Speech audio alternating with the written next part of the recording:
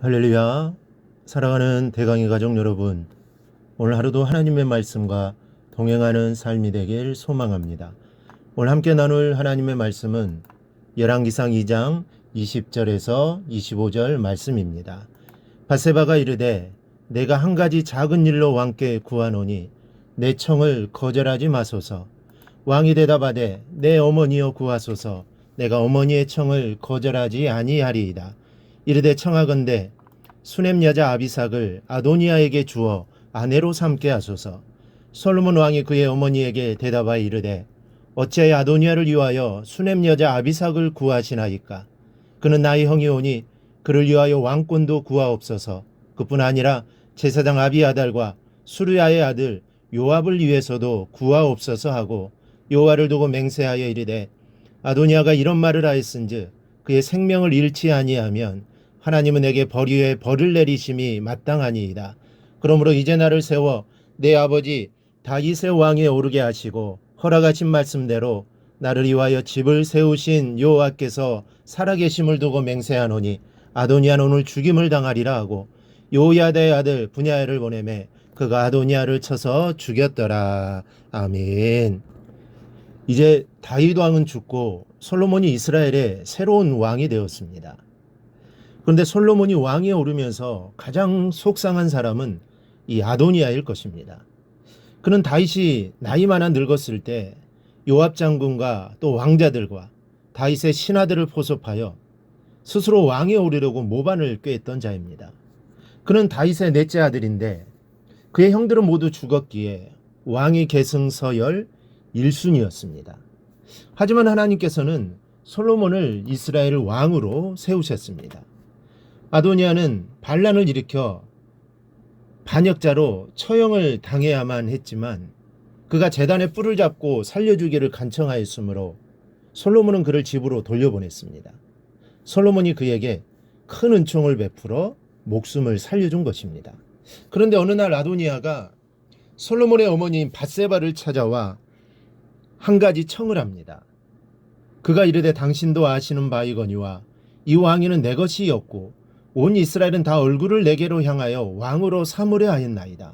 그 왕권이 돌아가 내 아우의 것이 되었음은 여호와께로 말미암음이니이다. 당신도 알다시피 이 왕위는 원래 내 것이었다는 것입니다. 내 것이었는데 이 빼앗겼다는 것이지요. 이어서 이스라엘 온 백성들도 모두 나를 왕으로 삼으려 했다고 말합니다. 그런데 여호와의 섭리로 왕권이 솔로몬에게 돌아갔다는 것입니다. 그의 솔직한 마음으로 표현하자면 솔로몬에게 왕권을 빼앗겼다는 것입니다. 지금 솔로몬이 누리고 있는 저 왕권은 원래 내 것이었다는 것을 먼저 말한 다음 한 가지 부탁을 합니다. 그 청탁의 내용이 17절에 기록되어 있는데요. 그가 이르되 청하건대 솔로몬 왕에게 말씀하여 그가 수넴 여자 아비삭을 내게 주어 아내를 삼게 하소서. 왕이 당신의 청을 거절하지 아니하리이다. 이 다윗이 나이 많이 늙었을 때 온기가 쇠약해져 이불을 덮어도 따뜻하지 않았습니다. 신하들은 다윗의 새하여져가는 원기를 회복하기 위하여 아름답고 어린 처녀 아비삭을 들여 다윗을 시중들게 했었습니다. 그 아비삭을 자신의 아내로 달라는 겁니다. 이에 밧세바가 솔로몬을 찾아가 아비삭을 아도니아에게 아내로 줄 것을 청합니다. 그런데 이 소식을 듣고 솔로몬이 노발대발합니다. 어째 아도니아를 위하여 아비삭을 구하느냐고 어머니를 나무랍니다. 차라리 아도니아에게 왕권도 물려주라고 청하지 그러냐고 또 역정을 냅니다. 아도니아의 모반에 동참했던 요압과 제사장 아비아달을 위해서도 청하시지 왜 그들을 위해서는 청하지 않느냐고 말합니다. 이어서 솔로몬이 맹세를 하며 이같이 말합니다.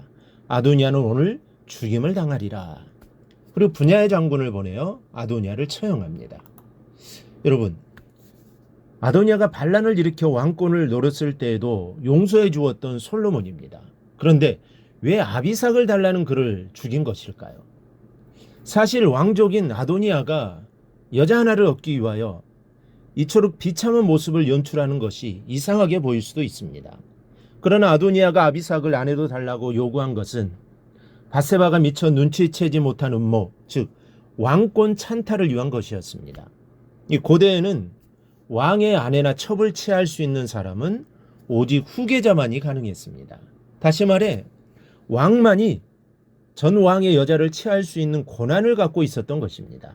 아도니아가 아비삭을 아내로 맞이하려는 것은 자신이 진정한 왕권의 후계자임을 보이려는 관계였던 것입니다.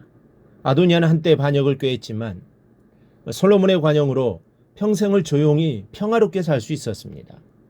그러나 그는 자신이 서열 1위라는 미련을 버리지 못하고 왕권에 대한 야욕을 계속 탐하여 관계를 꾸미다가 그날로 처형을 당하게 된 것입니다. 권력에 대한 욕심과 탐욕으로 인해 자신의 명을 제쳐간 사람입니다.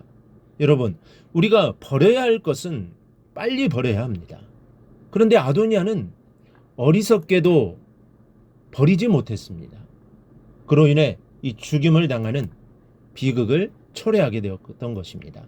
우리도 수많은 일들을 하고 결정을 내려야 하고 또 내 손으로 일들을 이루어야 합니다.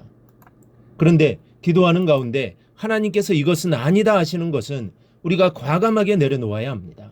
이렇게 하는 것이 신앙인의 이 바로 본분입니다. 우리는 하나님의 뜻대로 살아가는 존재입니다. 오직 하나님의 말씀에 귀를 기울이고 따르는 성도들입니다.